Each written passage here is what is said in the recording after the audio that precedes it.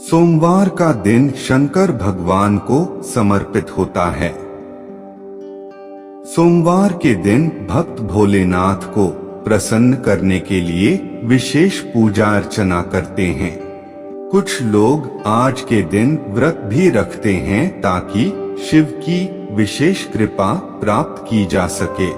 बाबा भोलेनाथ के आशीर्वाद के लिए आप भी सोमवार का व्रत कर रहे हैं तो शिव व्रत कथा को पढ़कर या सुनकर इस उपवास को पूरा करें। सोमवार व्रत की विधि नारद पुराण के अनुसार सोमवार व्रत में व्यक्ति को प्रातः स्नान करके शिव जी को जल और बेल पत्र चढ़ाना चाहिए तथा शिव गौरी की पूजा करनी चाहिए। शिव पूजन के बाद सोमवार व्रत कथा सुननी चाहिए। इसके बाद केवल एक समय ही भोजन करना चाहिए। साधारण रूप से सोमवार का व्रत दिन के तीसरे तक होता है, मतलब शाम तक रखा जाता है। सोमवार व्रत 3 प्रकार का होता है: प्रति सोमवार व्रत, सौम्य प्रदोष व्रत और 16 सोमवार का व्रत। इन सभी व्रतों के लिए एक ही विधि होती है। सोमवार की व्रत कथा एक समय की बात है। किसी नगर में एक साहूकार रहता था। उसके घर में धन की कोई कमी नहीं थी, लेकिन उसकी कोई संतान नहीं थी। इस कारण वह बहुत दुखी था। पुत्र प्राप्ति के लिए वह प्रत्येक सोमवार व्रत रखता था और पूरी श्रद्धा के साथ शिव मंदिर जाकर भगवान शिव और पार्वती जी की पूजा करता था। उसकी भक्ति देखकर एक दिन माँ पार्वती प्रसन्न हो गई और भगवान शिव से उस साहूकार की मनोकामना पूर्ण करने का आग्रह किया। पार्वती जी की इच्छा सुनकर भगवान शिव ने कहा कि हे पार्वती, इस संसार में हर प्राणी को उसके कर्मों का फल मिलता है और जिसके भाग्य में जो हो उसे भोगना ही पड़ता है। लेकिन पार्वती जी ने साहूकार की भक्ति का मान रखने के लिए उसकी मनोकामना पूर्ण करने की इच्छा जताई। माता पार्वती के आग्रह पर शिवजी ने साहूकार को पुत्र प्राप्ति का वरदान तो दिया, लेकिन साथ ही यह भी कहा कि उसके बालक की आयु केवल 12 वर्ष होगी। माता पार्वती और भगवान शिव की बातचीत को साहूकार सुन रहा था। उसे ना तो इस बात की खुशी थी और ना ही दुख। वह पहले की भांति शिवजी की पूजा करता रहा। कुछ समय के बाद साहूकार के घर एक पुत्र का जन्म हुआ।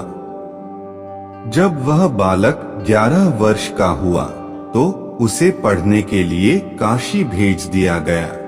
साहूकार ने पुत्र के मामा को बुलाकर उसे बहुत सारा धन दिया और कहा कि तुम इस बालक को काशी विद्या प्राप्ति के लिए ले जाओ और मार्ग में यज्ञ कराना। जहाँ भी यज्ञ कराओ वहाँ ब्राह्मणों को भोजन कराते और दक्षिणा देते हुए जाना। दोनों मामा भांजे इसी तरह यज्ञ कराते और ब्राह्मणों को दान दक्षिणा देते काशी की ओर चल पड़े। रात में एक नगर पड़ा जहाँ नगर के राजा की कन्या का विवाह था, लेकिन जिस राजकुमार से उसका विवाह होने वाला था वह एक आंख से काना था। राजकुमार के पिता ने अपने पुत्र के काना होने की बात को छुपाने के लिए एक चाल सोची। साहूकार के पुत्र को देखकर उसके मन में एक विचार आया। उसने सोचा, क्यों न इस लड़के को दूल्हा बनाकर राजकुमारी से विवाह करा दूं। विवाह के बाद इसको धन देकर विदा कर दूंगा और राजकुमारी को अपने नगर ले जाऊंगा।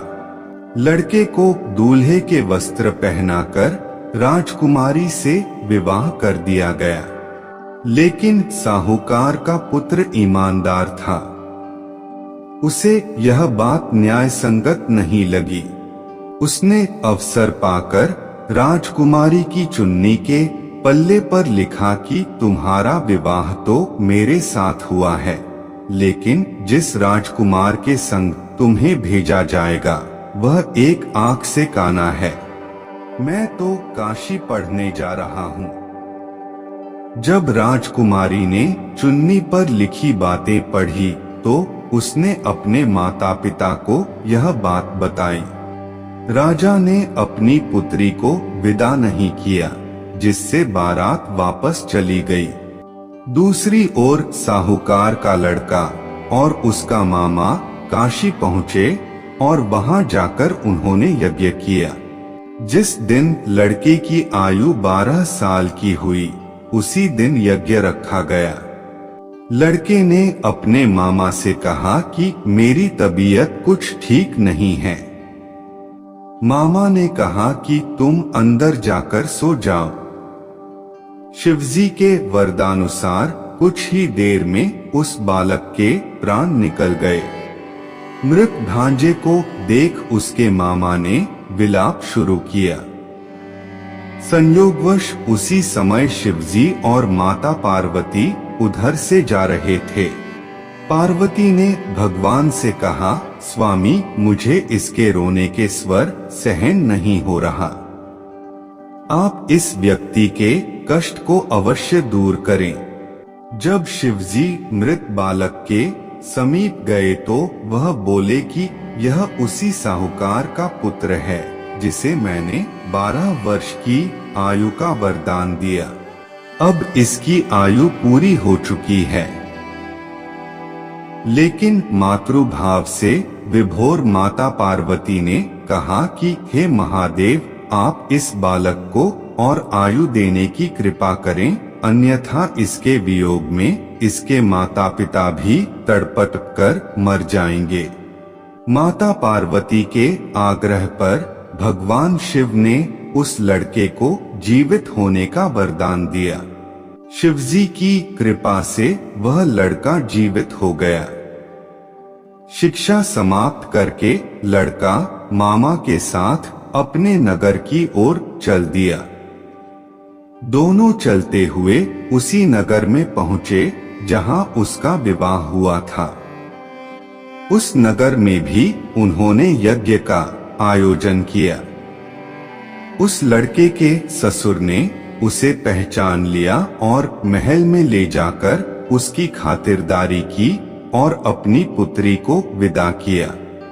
इधर साहूकार और उसकी पत्नी भूखे प्यासे रहकर बेटे की प्रतीक्षा कर रहे थे। उन्होंने प्रण कर रखा था कि यदि उन्हें अपने बेटे की मृत्यु का समाचार मिला तो वह भी प्राण त्याग देंगे, परंतु अपने बेटे के जीवित होने का समाचार पाकर वह बेहद प्रसन्न हुए। उसी रात भगवान शिव ने व्यापारी के स्वप्न में आकर कहा, हे श्रेष्ठी, मैंने तेरे सोमवार के व्रत करने और व्रत कथा सुनने से प्रसन्न होकर तेरे पुत्र को लंबी आयु प्रदान की है। इसी प्रकार जो कोई सोमवार व्रत करता है या कथा सुनता और पढ़ता है उसके सभी दुख दूर होते हैं और समस्त मनोकामनाएं पूर्ण होती हैं। इसी प्रकार के जानकारी लाने के लिए वीडियो को लाइक, शेयर और सब्सक्राइब करें। सब कुछ फ्री में है। धन्यवाद।